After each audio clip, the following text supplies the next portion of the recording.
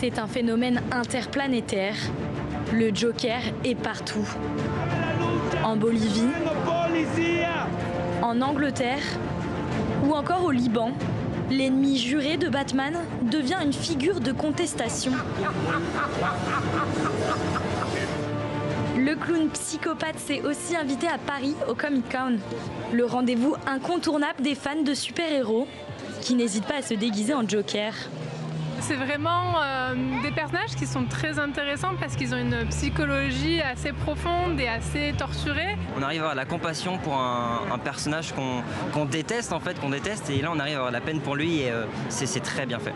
Le Joker est né en 1940 dans le premier numéro de Batman. Aujourd'hui, le personnage reprend vie grâce à Hollywood. En France, il y a une certaine appétence pour le côté un peu chaotique du personnage, avec toute la critique sociale également qu'il peut porter avec lui.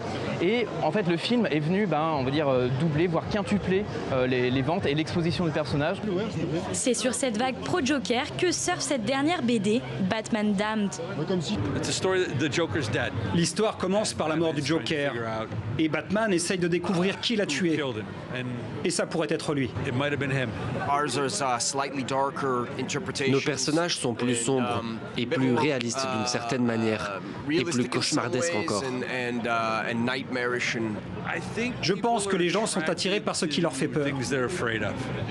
Sa folie est sa marque de fabrique. Le Joker est le nouveau super-héros de toute une génération et devient un phénomène de société.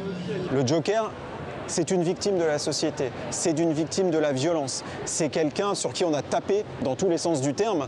Et donc, d'une certaine manière, aujourd'hui, il se venge. Je ne dis pas qu'il a raison de le faire, et puis ça reste une fiction. Mais voilà, c'est quelqu'un qui se venge de la manière dont on l'a traité dans sa vie. Le Joker de Joaquin Phoenix a fait plus d'1,5 million d'entrées au démarrage.